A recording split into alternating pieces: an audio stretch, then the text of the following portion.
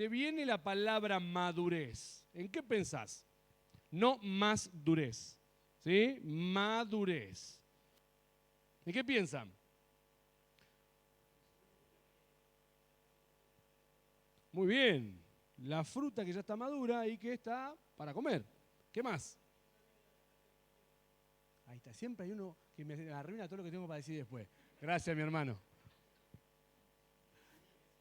Crecimiento, desarrollo. Miren, si ustedes googlean madurez, ¿sí? Creo que me entienden. Googlear, buscar en Google, ¿sí? Ahora, viste, tocás así, ok, Google, y vos le decís lo que te dice todo el teléfono. Una cosa de loco.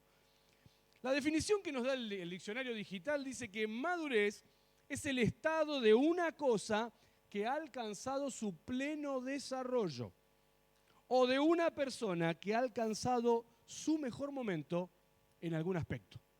¿Sí? Esa es la definición secular de diccionario, la Real Academia Española, Mr. Google, ¿sí? Te van a decir eso.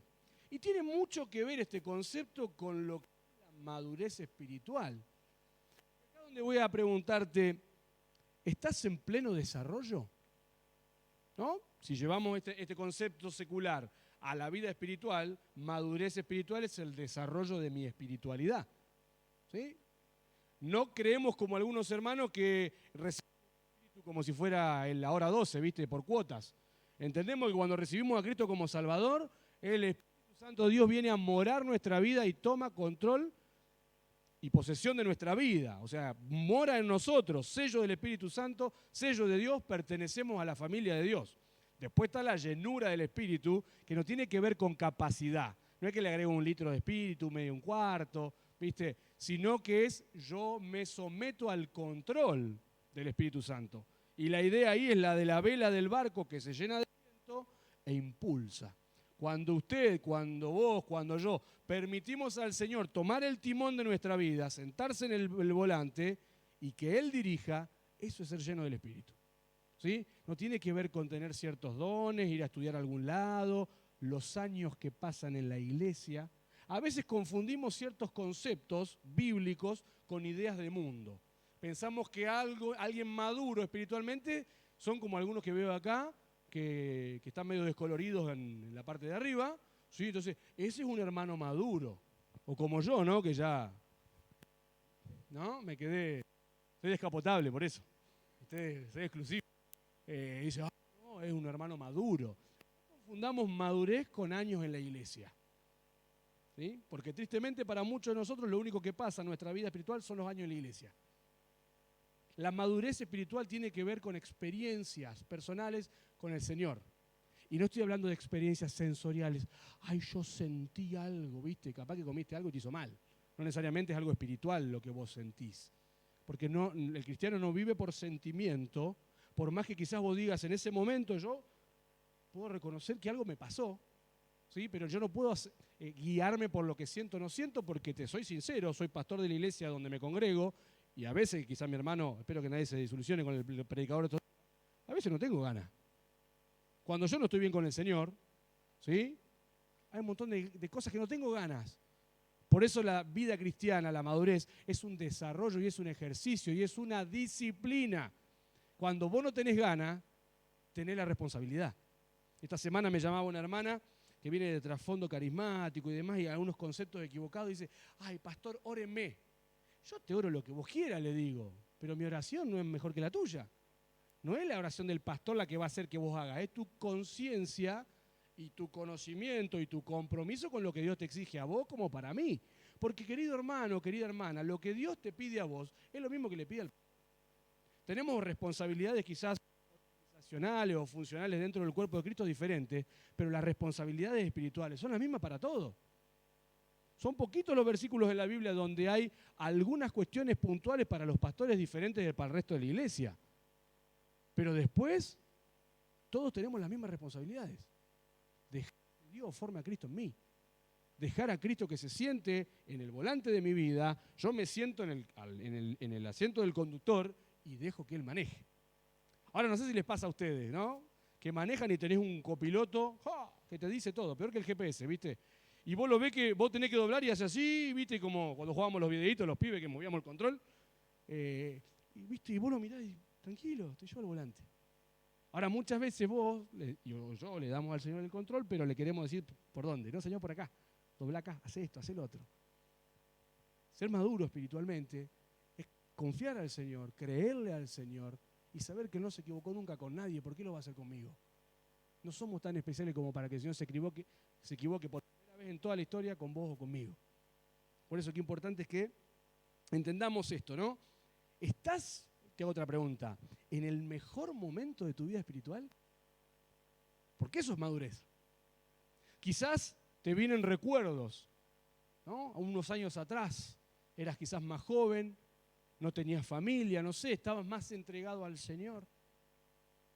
Ahora, si la familia es una bendición de parte del Señor, no tiene por qué ser un impedimento para servirle. Hoy veníamos compartiendo con mi hermano Néstor y le digo, uno a veces piensa, ¿no? Porque hablamos y yo pregunto acá, ¿quién piensa que Dios es el Señor de todo? Todos levantamos la mano. ¿Quién piensa que Dios es lo primero en su vida? Todos levantamos la mano. Pero hay un examen y no venía a la iglesia. Sale una hora extra y no venía a la iglesia. Te enfermás, al laburo vas, a la facultad vas, pero a la iglesia, y no, el Señor sabe, sí, el Señor sabe. El Señor sabe y usted también sabe. Entonces hablamos de que el Señor es lo primero, es todo, es lo único, es lo más, cantamos, de ti sería mi alabanza. ¿Sí? ¿Escuchaste alguna vez que el cristiano cuando más miente cuando canta? Porque vos le acabas de decir, de ti será mi alabanza. Pero después alabamos otras cosas. ¿No? Nos olvidamos de que tenemos que cantar con el espíritu, pero también con el entendimiento. Porque por cada palabra que salga de nuestra boca, por más que la haya escrito otro, vamos a dar cuenta un día delante del Señor. Y eso no me tiene que dar miedo, me tiene que motivar a vivir la vida que Dios planeó para mí. Pero bueno, habiendo dicho todo esto como introducción recién, acompáñenme por favor a Hechos capítulo 4. Porque hablando de una iglesia madura espiritualmente, sin lugar a dudas allí en el libro de los Hechos encontramos a esa iglesia primera o primitiva, como le dicen los estudiosos. ¿Sí? Cuando decimos iglesia primitiva, no era el cavernícola que arrastraba a la mujer del cielo, ¿eh? Es una forma de decir la primera iglesia. Acordate que la iglesia que se empieza a reunir después de que Cristo asciende. Es la primera iglesia que toma identidad como cuerpo y se empieza a congregar. Y sin dudas es una iglesia que usted se pone a leer los primeros capítulos del libro de Hechos y dice, ¡fua! Yo quisiera estar ahí. Tienen en común todas las cosas, la gente se convierte, venden las cosas, nadie tiene necesidad. Impresionante. ¿Qué empieza a pasar los años, nos convertimos en la iglesia que somos? En muchos aspectos una iglesia egoísta, una iglesia fría, donde sé que tengo que amar a Dios sobre todas las cosas y a mi prójimo como a mí mismo, pero tenemos problemas para amar al prójimo porque tenemos problemas para amarnos a nosotros mismos. O nos quedamos en amarnos a nosotros mismos y nos olvidamos que tenemos que transmitirlo al prójimo. Pero allí en el capítulo 4, ¿sí? Sin duda es uno de los versículos, a mi entender, más importantes de este libro. Ahí en el capítulo 4, versículo 13, dice que Pedro y Juan, la gente se sorprendía al verles porque veían que tenían, ¿qué cosa? Denuedo. ¿Saben qué es eso? Pasión, ganas. ¿Sí? Lo más parecido a lo que hoy quizás vos podés ver en una tribuna en la cancha de fútbol, depende del equipo. ¿No? Depende del equipo, lo dejo sujeto a interpretación, porque hay equipos que parece que pusieron en pausa la tribuna, ¿no? Déjalo ahí, no me voy a meter en esos terrenos, porque somos todos hermanos. Y tenemos la camiseta de Cristo, ¿amén? Ay, ay, ay. Pero he partido y me quedo en casa. ¿Te diste cuenta? No, es superclásico, hermano, una vez al año, no le hace daño. No, cuidado, porque Satanás saca ventaja. Allí en el capítulo 4, versículo 13, Pedro y Juan, la gente los conocía. Y por eso se sorprendían, porque conocían lo que eran antes de haber estado con Jesús. Y como termina el versículo, les reconocían que habían estado con Jesús. La gente se da cuenta cuando usted y yo empezamos a madurar espiritualmente. Cuando pasamos tiempo con Jesús.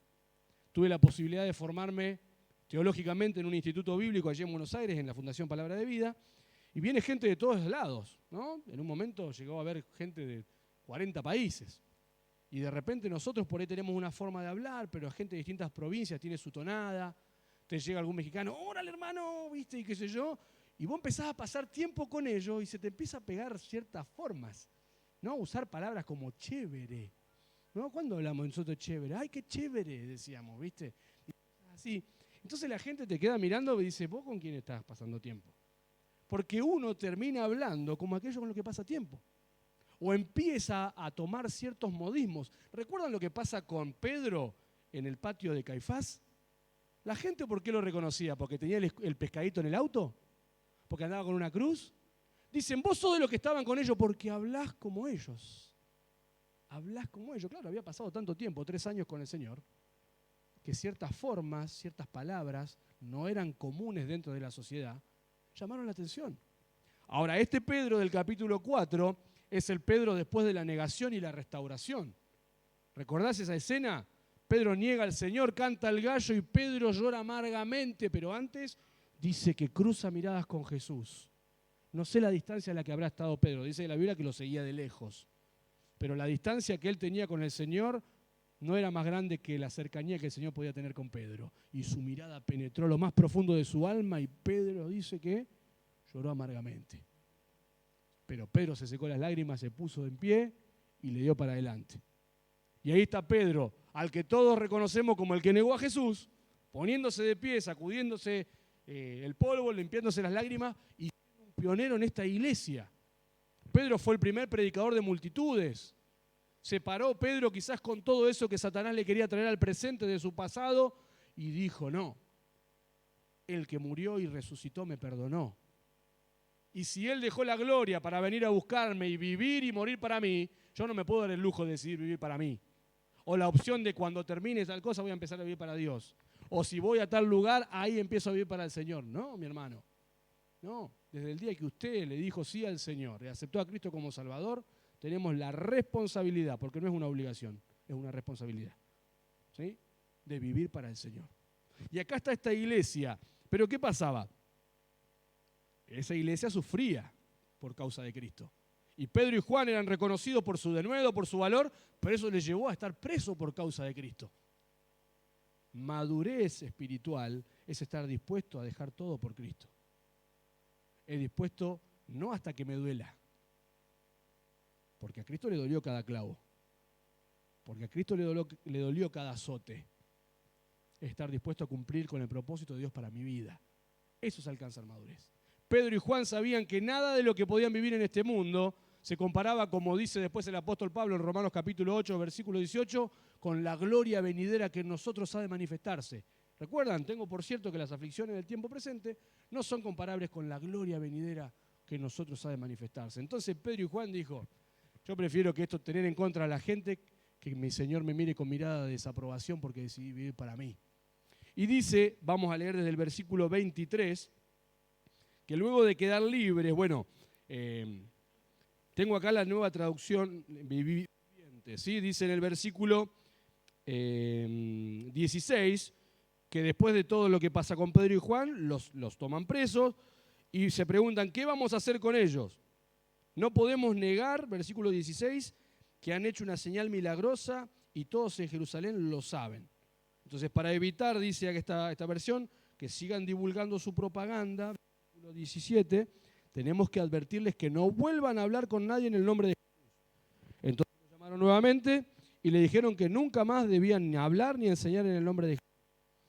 Versículo 19, entonces Pedro y Juan respondieron, ¿acaso piensan que Dios quiere que los obedezcamos a ustedes en lugar de Él?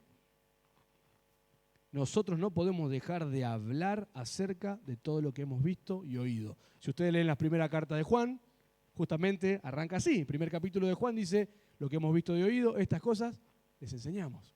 Importante, principio, ahí, paréntesis. Hermano, no quieras enseñar lo que no vivís.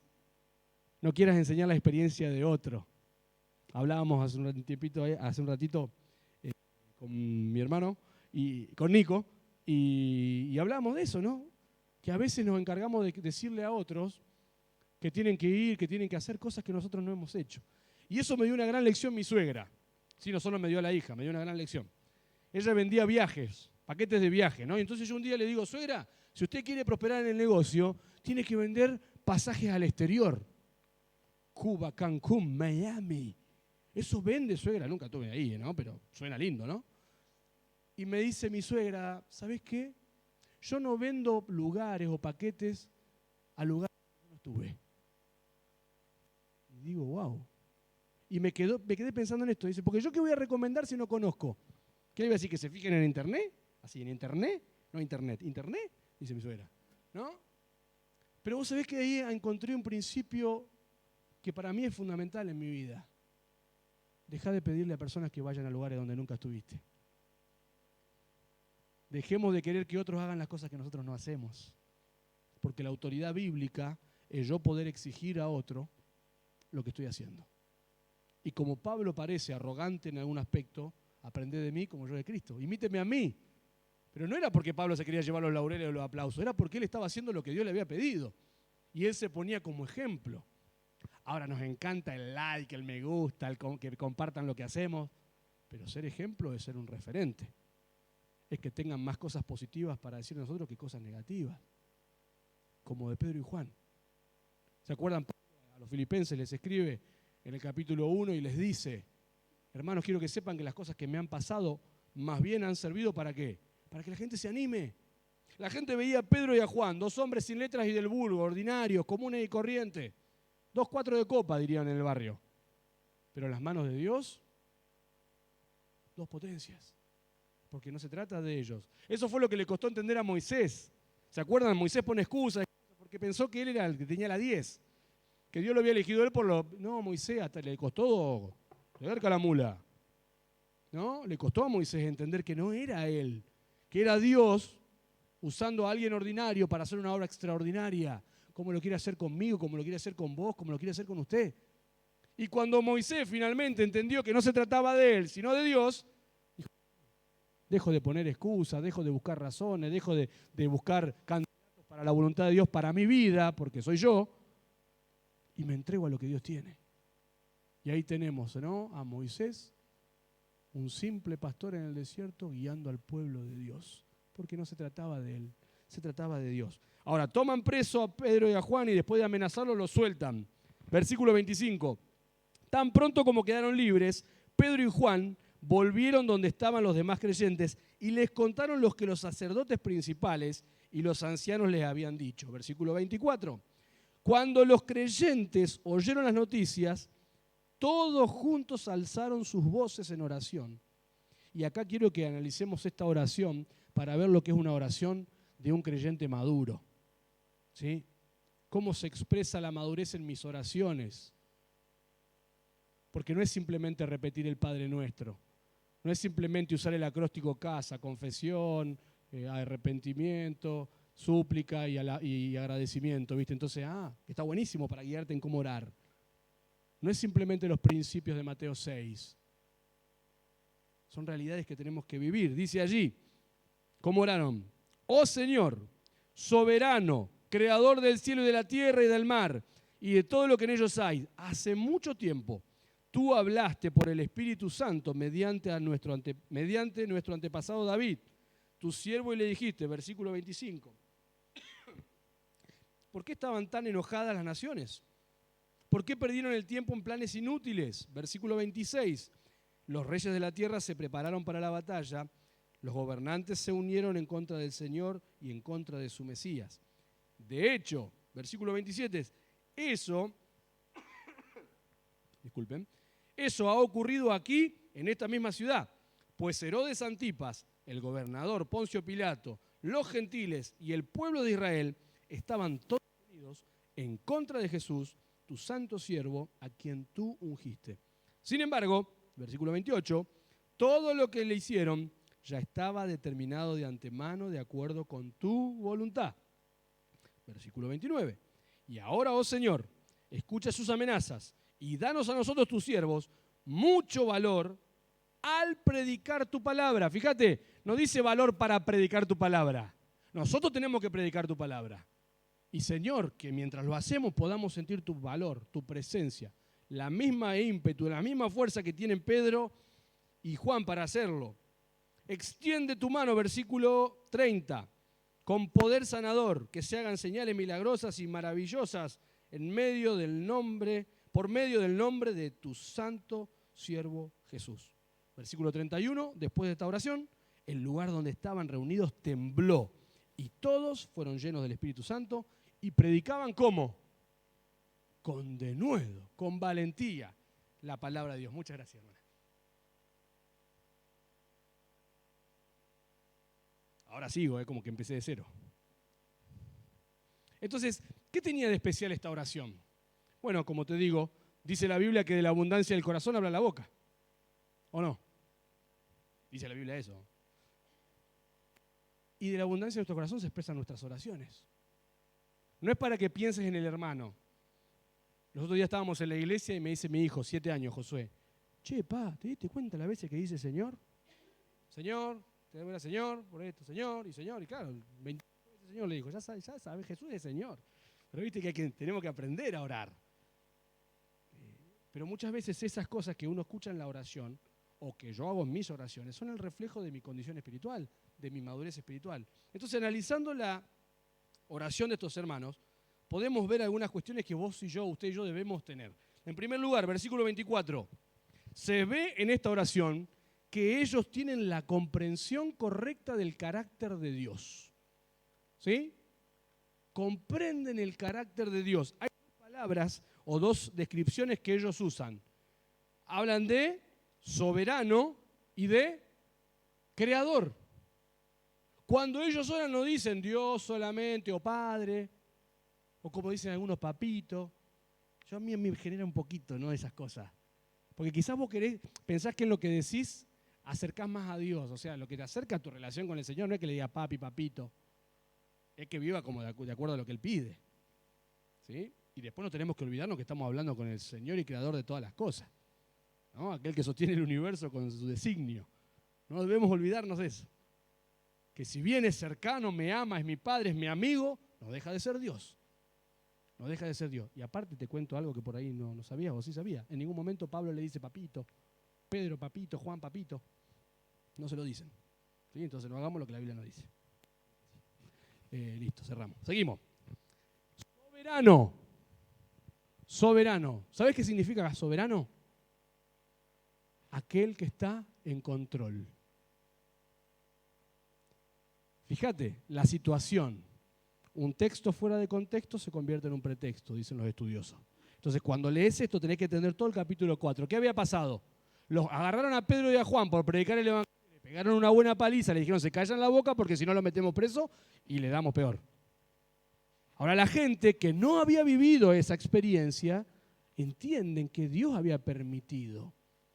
Entienden que cuando las cosas no salen como yo espero, no es que Dios es malo o que Dios se olvidó de mí, sino que es parte de un plan. En Romanos capítulo 8, pero no versículo 18, versículo 28, ¿qué dice? Y sabemos que a los que aman a Dios, todas las cosas les ayudan a bien. ¿Les ayudan a bien para qué? Para el propósito de Dios. Todas las cosas les ayudan a bien. Lo que pasa es que separamos el 28 del 29. Si usted lee el versículo 29, dice que Dios quiere o tiene el propósito de formar a Cristo en mí. Entonces, cuando yo vivo esa relación tan cercana del Señor, entiendo que lo bueno que me pasa es para que me acerque al Señor y lo malo que me pasa para que me acerque al Señor. Y que Dios siga en su trono, gobernando, cuando las cosas no salen como yo espero. Ah, pero vos querés ir a la iglesia y cantar cuando te va bien. ¿Y cuando te va mal? ¿Dios dejó de ser Dios? ¿Dios dejó de ser soberano? Los hermanos oran y dicen, oh Señor, soberano. Toda mi vida está bajo tu control. Las cosas que me gustan y las que no me gustan, las que quiero y las que no elegiría, me hablan de que vos estás en control y que tenés un plan para mi vida. Obviamente, si vos y yo pudiéramos elegir, hay situaciones que no hubiésemos elegido. Hay cuestiones en nuestra vida que quisiéramos pasar por alto. ¿Vieron aquellos que ven Netflix cuando te entra la intro de la serie? Omitir intro y saltás la introducción, porque querés ver el capítulo.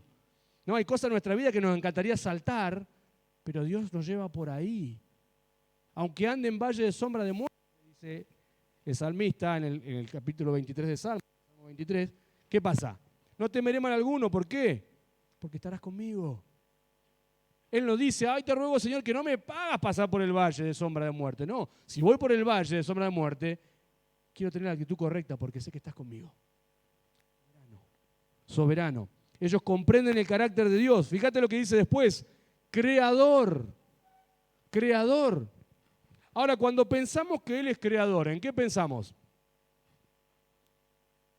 ¿Qué creó Dios? Todo. dicen. Génesis 1:1, ¿qué dice?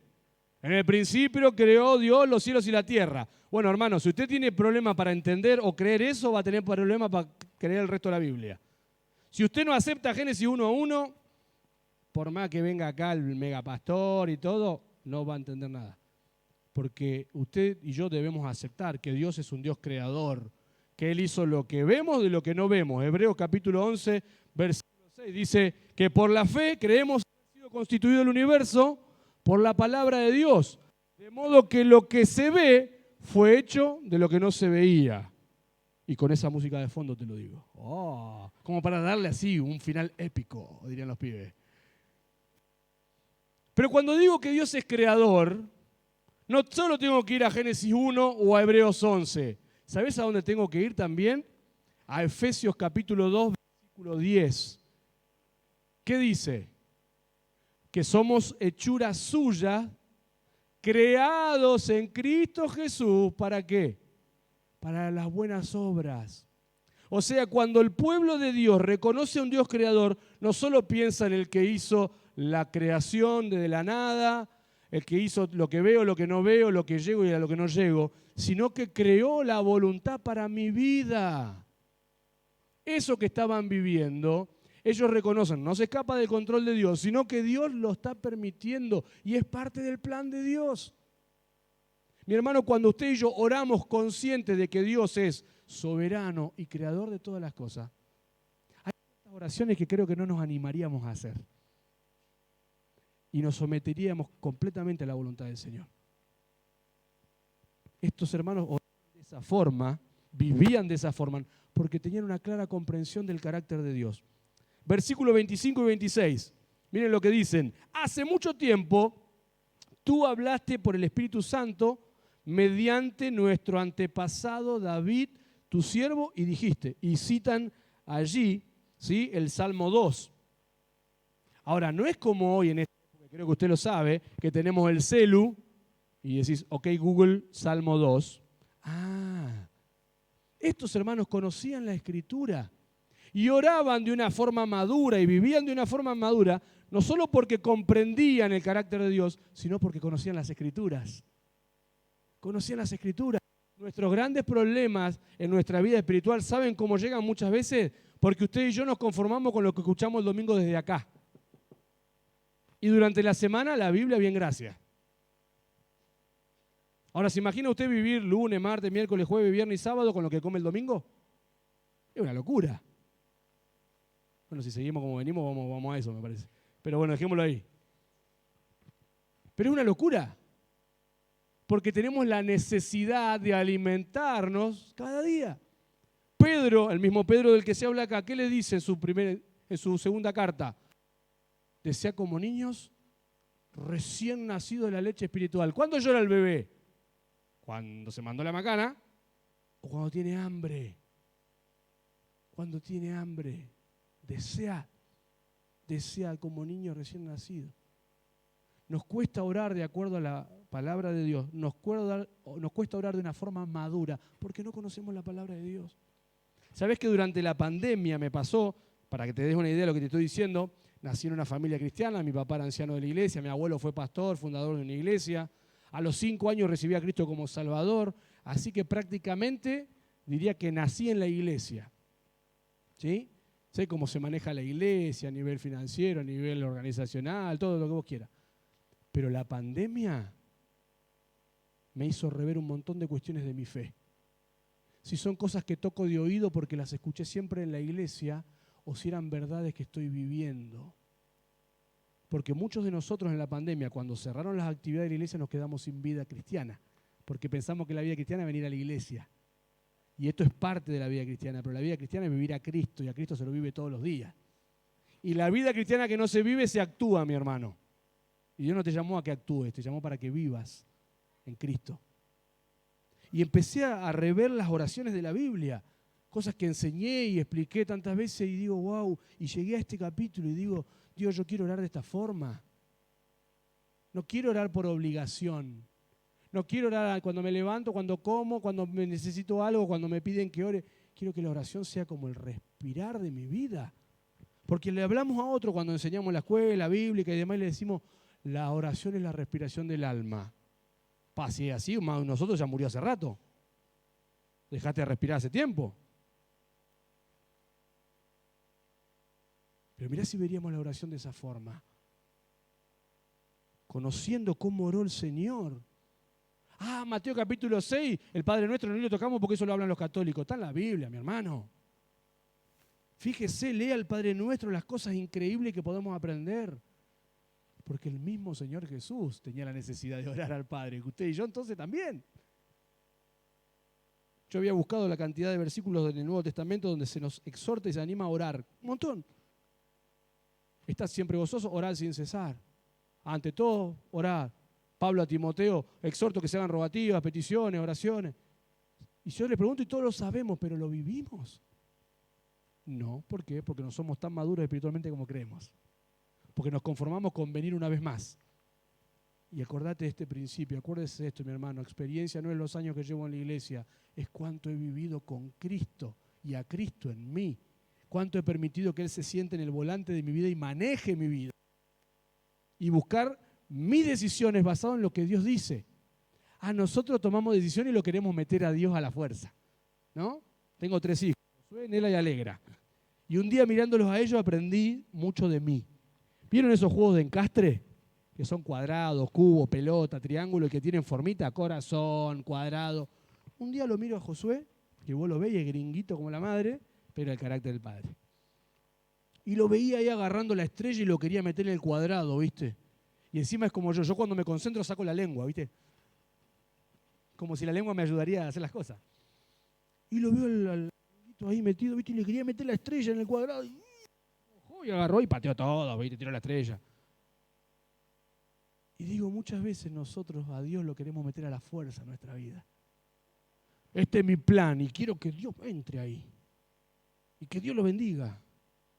Y no funciona así.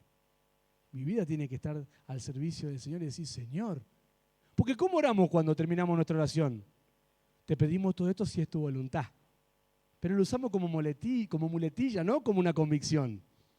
Porque así tiene que empezar la oración. Señor, si es tu voluntad. Ayúdame a entender cuál es tu voluntad. Pero ¿cómo conocemos la voluntad del Señor? Hola, ¿qué tal? Mucho gusto, la Biblia. Pablo exhorta a los romanos en el capítulo 12 y le dice que tenemos que renovar nuestro entendimiento. ¿Cómo? ¿Una transfusión mental? Ponete un USB acá y... mediante la renovación, conociendo las Escrituras. Esta iglesia oraba de una forma madura, vivía de una forma madura. Había madurez en la oración porque conocía la Escritura. Conocía la Escritura. Versículos 27 y 28. De hecho, eso ha ocurrido aquí en esta misma ciudad. Y da detalles de quién es Herodes, el gobernador, el pueblo. ¿Sabes qué? La oración madura es la oración que no es espiritualoide o mística, ¿viste? Señor, nada de esto nos afectará. En tu nombre, Jesús, salimos y combatimos el COVID y no nos vacunamos y no usamos barbijo y no nos importa lo que digan las autoridades de este mundo porque vos tenés No, mi hermano, conciencia de lo que está pasando. La iglesia oraba de forma eficaz porque era consciente de lo que pasaba a su alrededor. Y ver lo que está pasando a tu alrededor te llama a vos a entender que es urgente vivir para Cristo. Porque mientras usted y yo decido venir o no venir, el mundo se pierde sin Cristo. Tu familia se pierde sin Cristo. Hay muchos de los que estamos sentados acá que nuestros padres, nuestra madre, nuestros hijos, nuestros hermanos, sobrinos, nietos no conocen a Cristo. Y nosotros nos quejamos del orador, de esto, de aquello, y estamos que vengo, que no vengo, que hace frío, que no, ay no, que lo veo por Zoom, que lo veo por Facebook. Y el mundo se pierde mientras usted y yo jugamos al, ¿viste? Me quiere, no me quiere, voy, no voy. La iglesia oraba como Dios esperaba, porque era consciente de lo que estaba pasando. Y Jesús había ascendido hace poquito nomás, y ya la iglesia esperaba el retorno de Cristo. Vivía en el día a día esperando que Cristo vuelva. Nosotros parece que vivimos esperando que Cristo no vuelva. No, Señor, todavía no. Me quiero casar, dicen los jóvenes. Amén. ¿No? Quiero terminar la casa, quiero terminar el estudio. Y nosotros le ponemos condiciones al Señor para que haga su voluntad en mi vida. Eso no es conocer la Escritura, eso no es conocer lo que está pasando. Mi hermano, ¿ustedes saben que el Señor puede venir hoy? No falta nada. No falta nada. No hay ninguna cosa que se cumpla para que Cristo venga. Si Cristo quiere venir ahora, va a venir ahora. Si es la voluntad del Señor y si es lo que Dios ha determinado y le dice, ve por mi pueblo, va a venir ahora. ¿Y cómo nos va a encontrar? Si usted y yo viviríamos cada día pensando que Cristo viene ese día, ¿viviríamos tan distinto? ¿Oraríamos tan distinto? ¿Serviríamos tan distinto? ¿Seríamos tan distintos? Quiero animarte a que vivamos así, comprendiendo quién es el Señor, conociendo su palabra, conscientes de lo que pasa y que mientras vos y yo estamos calentitos acá, cómodos, hay un mundo que se pierde sin Cristo y sin esperanza. Y el mundo no está en Qatar, en el otro lado, no es Rusia y Ucrania. El mundo es tu casa, tu familia, tus vecinos, tus compañeros de la facultad, tus compañeros de laburo, las personas que digo, personas con que quizás comparto una foto de portada o de estado. Personas a las que hoy le dije feliz día al amigo. ¿A cuántos de esos que le dijiste feliz día al amigo les contaste de Jesús alguna vez?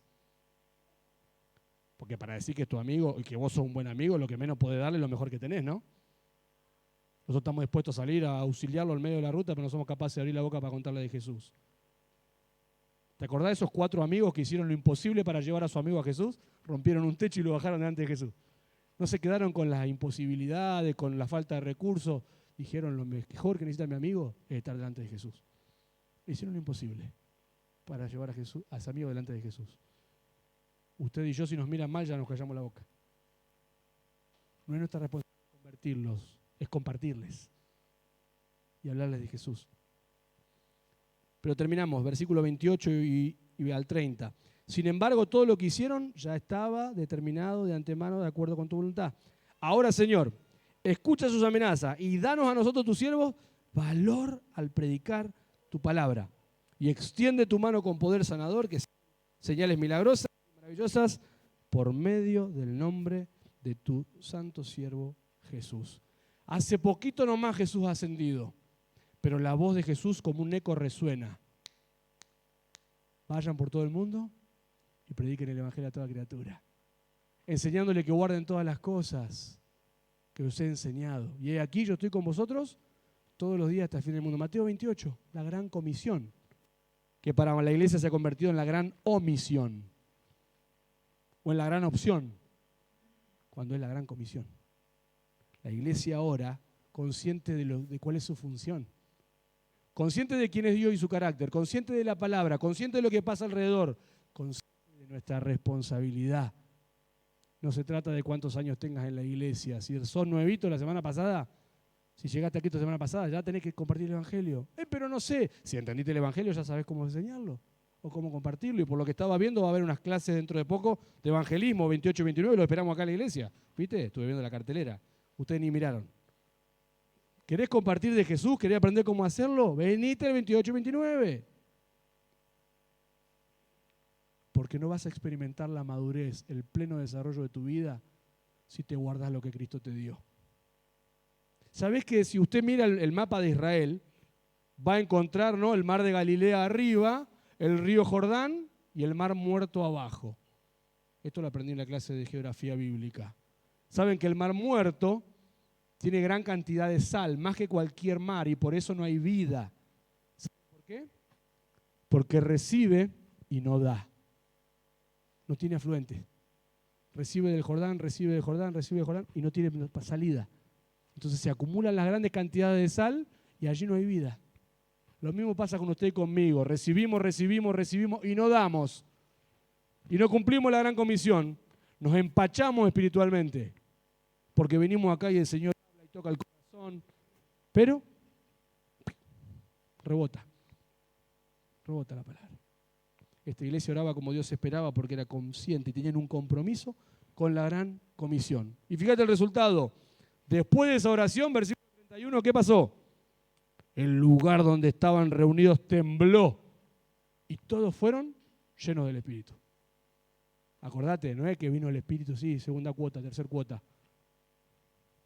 Al entender lo que quería, al entender lo que estaba pasando, al ser consciente de la palabra de Dios, de la responsabilidad, todos dijeron, Señor, nosotros queremos lo mismo. Hacé tu voluntad en nuestra vida. ¿Cuántos estamos dispuestos en esta noche a decir, Señor, acá estoy? No sé mucho, pero Dios no te va a juzgar por lo que no sabes, sino que va a pedir cuenta por lo que sabes. ¿Y si Cristo viene hoy? Que nuestra oración sea un reflejo de nuestra relación con el Señor. Y que nuestra relación con el Señor sea más que venir un día a la iglesia. Amén. Oramos, Dios, gracias por este tiempo, por tu palabra, por tu iglesia en este lugar. Gracias por haberme cuidado en el viaje. Gracias porque sé que estás con mi familia allí en la distancia. Y ruego que vos cuides a mi esposa y a mis hijos, Señor. También tu iglesia allí en Escobar. Pero, Señor, en esta oportunidad, habiendo hablado tu palabra, habiendo hablado a mi corazón, que podamos examinarnos, evaluarnos, no solo cómo oramos, sino cómo estamos delante de vos. Y que sea una realidad en nuestra vida. Dejar de aspirar a ser grandes a los ojos de los hombres y poder dejarte a vos formar a Cristo en cada uno de nosotros. Que sea una realidad en mí y en mis hermanos acá. En el nombre de Jesús. Amén.